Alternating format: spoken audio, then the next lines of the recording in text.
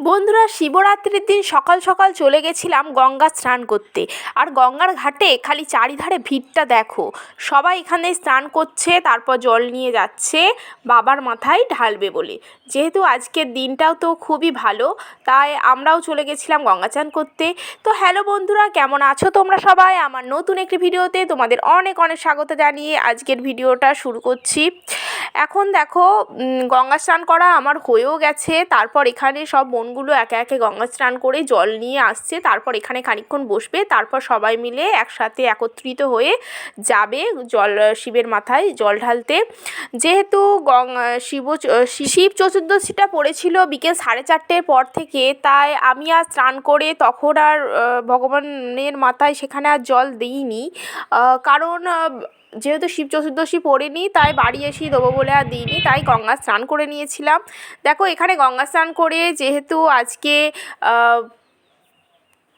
শিবরাত্রি, তাই চলে যাব এখান থেকে কালনা 108 মন্দির।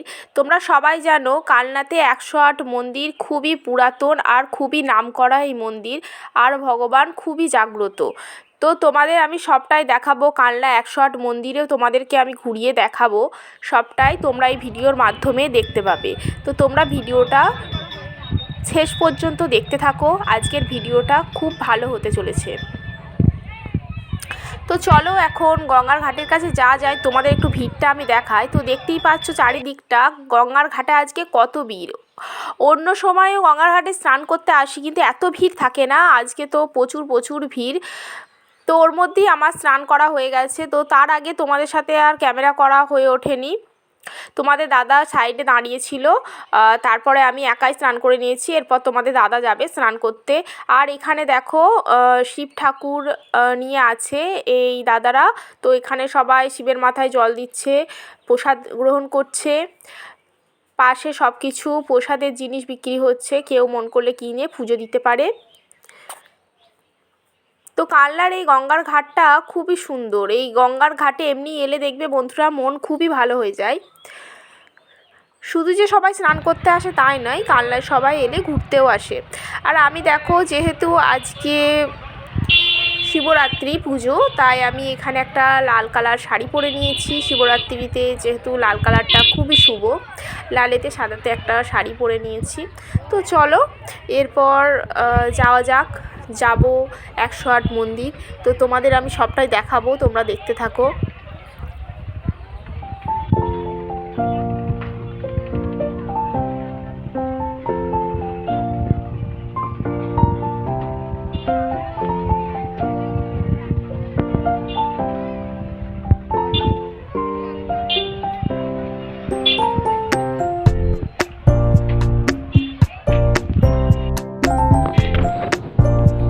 আর এখানে দেখো, যেহেতু ঠাকুরকে পুজো দেবো, তার জন্যই আকন্দ ফুল আর যা যা ফুল লাগে আর কি, সব কিছু একটু কিনছিলাম এখান থেকে। যেহেতু এই সময়টা, অন্য সময় তো আমাদের গ্রামে বাড়ি আশেপাশে আকন্দ ফুল এমনিই পাওয়া যায়, কেউ তুলে না, কিন্তু এই পুজোর সময় তো আগে থেকেই 3-4 দিন আগে থেকে সবাই ফুল তুলে নেয়, তার জন্য কিছু ফুলই গাছে পাবো না, তার জন্য এখান থেকে কিনেই নিচ্ছি। আর দেখো, তোমাদের সাথে কথা বলতে বলতে চলেও এসেছি কালনা 108 শিব মন্দির।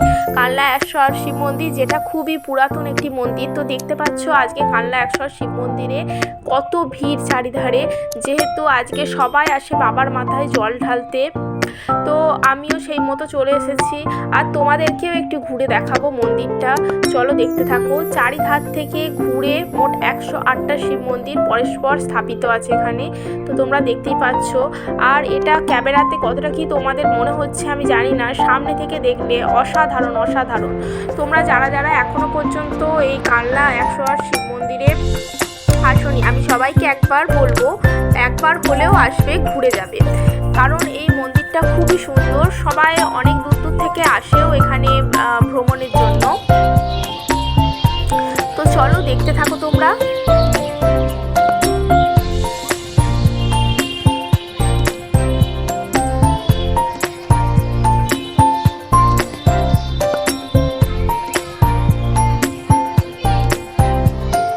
চলো এবার বাবা মহাদেবের দর্শন করানো যাক।